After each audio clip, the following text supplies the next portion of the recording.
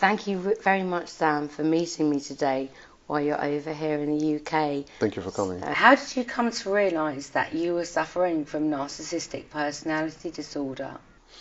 Well, however, it pains me to say that I'm a typical narcissist. I grew up in an abusive environment. Physical abuse, psychological abuse, verbal abuse. This is usually the template upon which narcissism grows and from which it emanates. I spent my life denying that anything's wrong with me. I went through life oblivious to the harm I was doing to myself and to others, until I've hit rock bottom.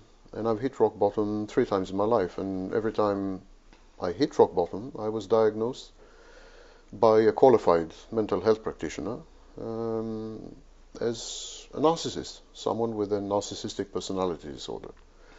It didn't sink home the first time, it didn't strike home the second time, but the third time I said to myself, I have to find out what this thing is.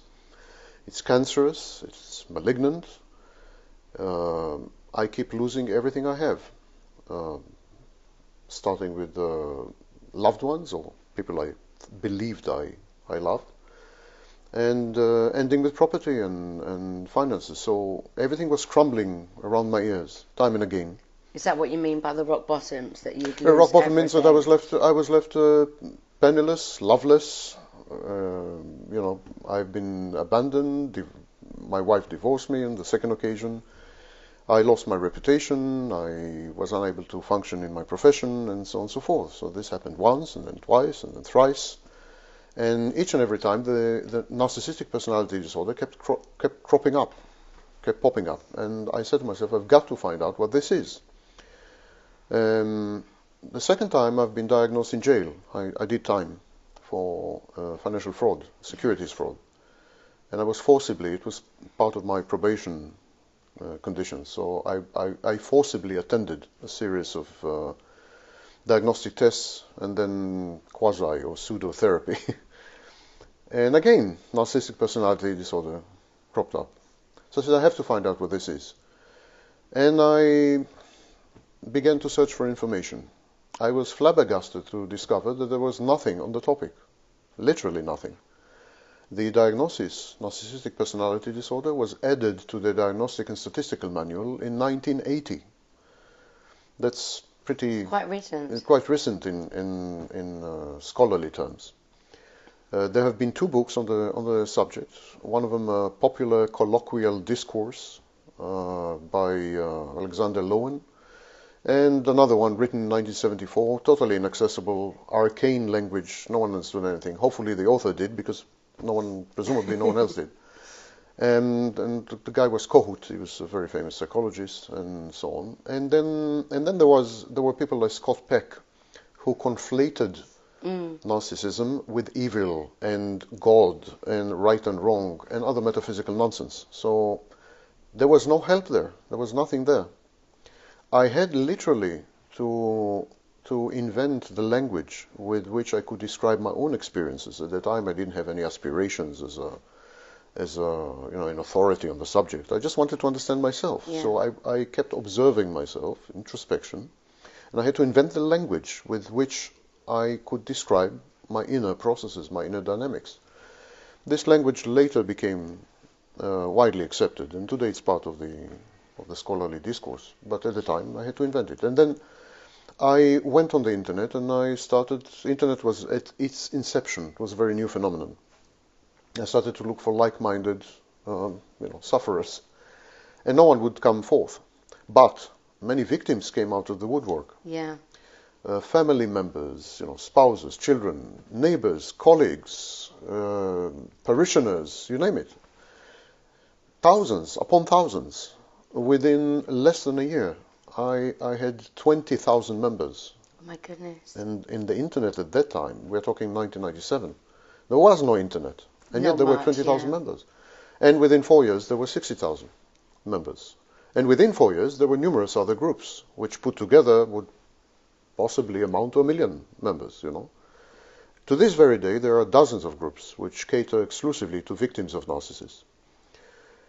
Gradually and very, very slowly, people began to admit that they have been diagnosed with narcissism, so I had access to other narcissists, and I began to call up their experiences and put everything together and try to systematize. Then I started to correspond with therapists, and then with social workers, and then with, the authorities, and so on and so forth.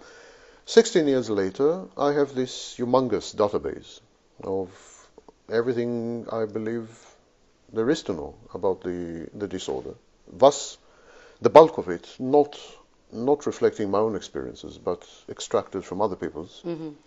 And it became gradually clear, to me at least, that narcissism is not merely a mental health phenomenon, that it has pronounced cultural and societal and social dimensions, that narcissism is an affliction that pertains to individuals as well as societies and cultures, that narcissists tend to gravitate to certain professions where they can garner narcissistic supply, attention, adulation, admiration, sense of power, being feared.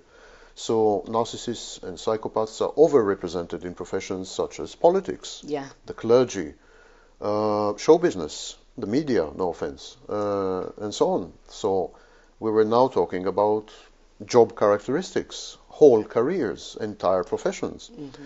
So narcissism started as one person's quest, and then an individual personality disturbance or character disturbance. But now I think it's a much wider thing, much wider thing. Moreover, in the Diagnostic and Statistical Manual 5, narcissistic personality disorder has been conflated with or coalesced with other mental health disorders, mainly personality disorders such as antisocial personality disorder, borderline personality disorder, but also certain mood disorders and so on. So now narcissism is integrated and is an integral part of other mental health disorders. For instance, bipolar disorder has a pronounced, a very clear manic phase, where there are very strong narcissistic manifestations. Asperger's or other autism spectrum disorders, they have problems with empathy. They have problems with communication. So it's also narcissistic. Borderline is usually comorbid, co-diagnosed with narcissism. Would you say that there's a spectrum of narcissism? Like at one end you have someone who has full-on narcissistic personality disorder, and then along a continuum there are people with varying degrees of narcissistic traits? Narcissism is a spectrum. At the one end of the spectrum, we have healthy narcissism, which is the foundation of self-esteem, self-confidence, a sense of self-worth, knowledge of one's limitations and shortcomings on the one hand, and abilities and skills and talents on the other. So without narcissism, we would be, shrinking violets, would be socially anxious and shy and so on. Won't be able to function. Healthy narcissism is essential. And then there's a whole spectrum. Healthy narcissism, certain narcissistic traits, personality style, behaviors, and so on. At the extreme end, we have malignant narcissists. And usually they're also psychopathic. So we have psychopathic narcissists. That's these people, and that's a small minority. I wouldn't say negligible, but small minority of people. These people tend to lack empathy. They are unethical, to the point of being criminal. They're exploitative, they're abusive, etc., etc. So yes, it's an entire spectrum. Moreover, it depends on the social and cultural context within which one operates. So if you have cultures and societies which encourage narcissistic traits and behavior and reward them, naturally this would tend to render people more narcissistic. So take for instance Western culture, or more specifically American culture, or Anglo-Saxon culture, where ambition is rewarded. Certain types of unethical behaviors are not frowned upon, or even encouraged. Empathy is limited by choice and by design, and so on. So these societies inevitably would tend to single out and encourage narcissists, and then people would tend to emulate them and become more and more narcissistic. In other societies, such as Japan, for instance, and so on, there is collective narcissism, but not individual narcissism. So people would channel their narcissism through the collective. They would be proud to belong to And to be the a winning best team. of the best country coming up with Right, the best of inventions. via the collective. Mm-hmm. So we have collective narcissism. Narcissism is inevitable. It's everywhere. Everyone is, to this or that extent, a narcissist. The test is the question of harm, the question of ethics, and the question of empathy, above all, question of empathy. Are you able to empathize despite the fact that you seek self-gratification, despite the fact that you are in need of narcissistic supply? Are you ruthless? Are you relentless? Do you trample over people? Do you abuse? Do you exploit? Can you sympathize with other people's needs, priorities, emotions, fears, and so on? If the answer is, I can't, I have no empathy, then you are a malignant narcissist. All narcissists treat other people as objects. Right. But not all people who treat other people as objects are narcissists. Right. So we have, for instance, sexual sadists. Mm-hmm. Sexual sadists derive an intense sense of pleasure from inflicting pain. Mm. And this has nothing to do with narcissism. Right. You do have narcissists who are serial killers, and they derive an intense sense of pleasure from their omnipotence, from their unlimited power over the subject of torture or subject of killing. So it all depends. You need to trace the psychodynamics of each and every case. Not two serial killers are alike, for instance. And to find that out, would you always look back into somebody's childhood? Because from what I know, narcissism is not something that anybody is born with. It's something that is developed, and I probably don't know the whole thing, but from what I understand, it can be a child who is so severely abused, whether that's through neglect or sexual abuse or physical abuse, that they can't deal with that, and actually it's like their soul goes and they are just a shell. And then there is the other side, which I actually only learnt recently from watching your videos online, that somebody can become a narcissist because their parents have actually built them up too much. There are two types of narcissists: those who hark back or are the outcome of severe abuse, and those who are put on a pedestal and admired and idolized by their parents and can do no wrong, and so on and so forth. But this distinction is an optical illusion, because both types of children are treated as objects. Whether the child is put on a pedestal or the pedestal is put on the child as a form of abuse, in both cases the child is treated as an object. When the child is abused, the child is being objectified. And when the child is admired and idolized, the child is being objectified as well. The child becomes the receptacle of the parents' dreams and expectations. The child is put under enormous pressure to fulfill the parents' aspirations and wishes and hopes. In other words, the child becomes an extension of the parent, becomes the long arm of the parent. In the other case, where the child is severely abused and harshly molested or whatever, in that case, the parent does not see the child at all. The child becomes again a receptacle, but this time of the parent's rage, of the parent's inadequacies, frustrations, aggression, and so on. In both cases, the child is perceived as an inert container for the parent's psyche or psychology. Not as an individual person. Not as an individual at all. Actually, these parents do not allow the children, abused children, to develop boundaries, a sense of personal autonomy, a sense of personal worth, a sense of their own future, and they don't allow them to develop their own path. They usually micromanage the child. They usually impose on the child. They isolate the child socially and otherwise. They regard everyone else who might enter the child's life as competition. So much later in life, the child is not allowed to have a girlfriend or a boyfriend. And if they do, then the mother or the father try to denigrate the future spouse. And then when they have children, etc., etc. So there's always a state of ownership, of domination by the parent. And it is not really very important in which way you abuse the child, by idolizing the child or by trampling on the child. So this distinction is not very important. Parents with mental health issues, including bipolar and definitely borderline, their children have a much higher chance of developing narcissism. Narcissism is a defense mechanism. It's a coping strategy. its main role in early childhood is to fend off pain, to fend off hurt. The child creates something called the false self. The false self is everything the child is not and wished that he were. So the false self is omnipotent, all-powerful. False self is omniscient, knows everything. And above everything, the false self is invulnerable, impermeable, not prone and not able to experience pain. So it's like that. It is the false self that interacts with the offending parent, with the hurtful parent, with the parent that inflicts pain. But because the false self is incapable of experiencing pain, the child is protected. Yeah. The true self is behind this shell. It's like a castle and a moat. So there is a true self underneath that? There is a true self underneath. Now, of course, the longer one uses it's a use it or lose it situation. The longer one uses the false self to interact with the world, the less capable the true self becomes, the more dilapidated, the more depleted, the more atrophied. Finally, it's dead. So we are left only, narcissists like me, are left only with the false self. But the false self is a concoction. It's a piece of fiction. It's a narrative. It's a story that I have told myself when I've been abused and so on and so forth in order to fend off, to put a wall between me and the pain. And how do you know there's no real you left inside? How do you really know that?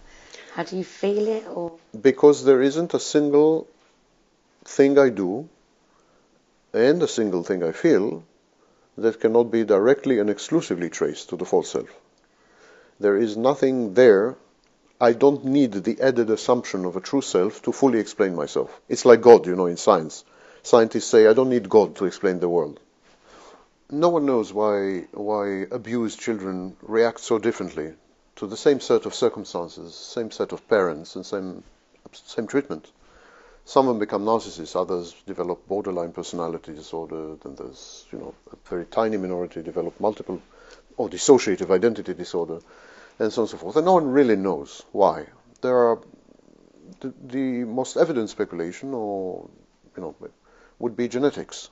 So the propensity or the predilection to react in a certain way might be embedded in one's specific genes. But that's a very highly unsatisfactory explanation. My personal belief is that it's simply a winning coping strategy. An abused child tries everything to sway the parents to love him, to try to restore sanity into essentially an irrational, erratic, unpredictable, capricious, volatile, dangerous situation. And so he tries, narcissism. He tries to emulate the abusers by becoming unpredictable, volatile, suicidal, and that would be the borderline solution. He tries everything. Now, with certain children, certain solutions would work. The parents are never the same. They are younger with one child, older with the other. They've gone through their own life experiences. They've evolved or devolved, and so on and so forth.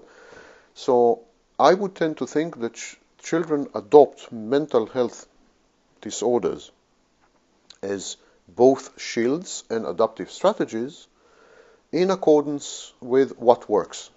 And what works changes in time and with the children. Yeah, and as the abuse changes as well. And as the abuse, everything changes. Yeah. It's not a static situation. Yeah. Parents who are, for instance, psychopaths or sadists would tend to perfect the abuse.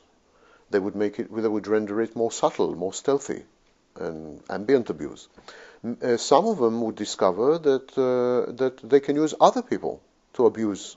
So there is abuse by proxy. They enlist and recruit other people to do their bidding. Others would grow old and will ameliorate, and their psychopathic and narcissistic qualities will disappear gradually. So the last child will not have been abused, while the first two have been abused, etc., etc. So this is not a static situation, it's a river, and one can never enter the same river twice. So one can never have the same solution to abuse.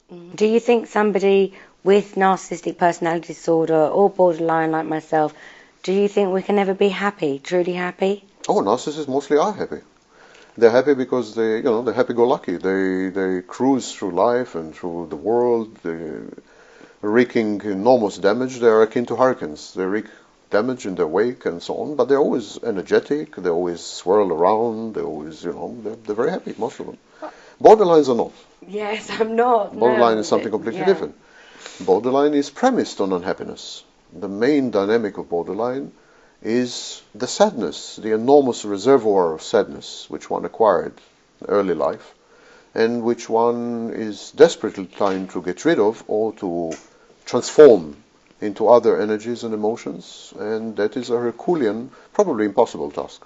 I've been claiming for a long time now that narcissism, borderline, other cluster B personality disorders are actually private cases of dissociative identity disorder. They're private cases of multiple personality. Right. Yeah.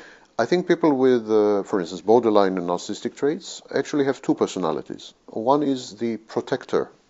The protector is the narcissist.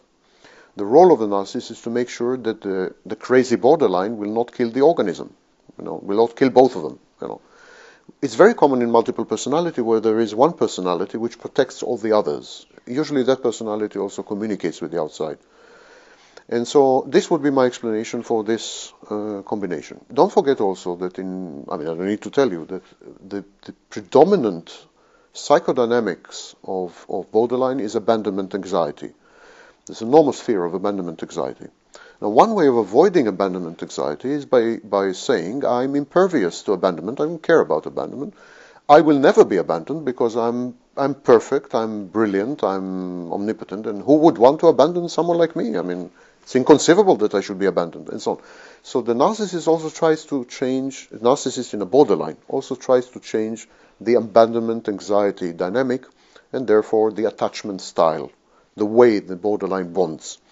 These type of borderlines would sometimes bond with other people as borderlines, and then they would experience huge abandonment anxiety. They would be constantly afraid to be dumped. Mm-hmm. They would become codependents. They would be clinging and needy and volatile and erratic and I don't know what. And finally, they will develop suicidal ideation and will attempt suicide.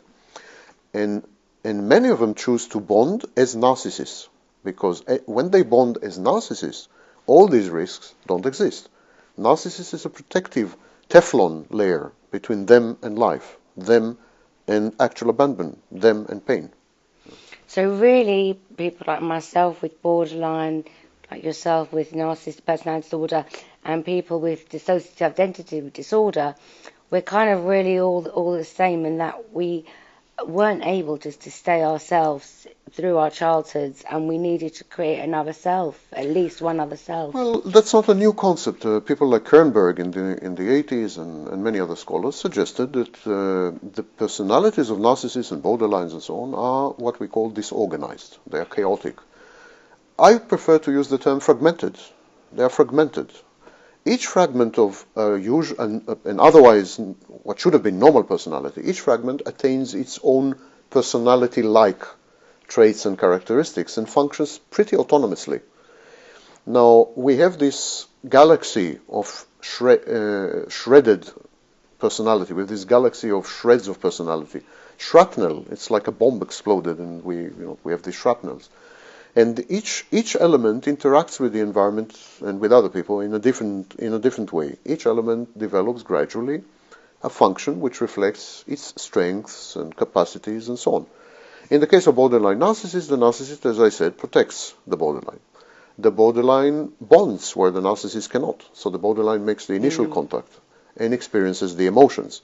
But once the emotions are clear and strong, the narcissist takes over in order to fend off the hurt and inevitable pain, and so on. These are very complex dynamics of personalities which were shattered by experiences which the child at the time deemed unsustainable, and the child could not cope with these experiences. I'm really grateful that you gave me your book, and I'm so looking forward to reading it. Thank you.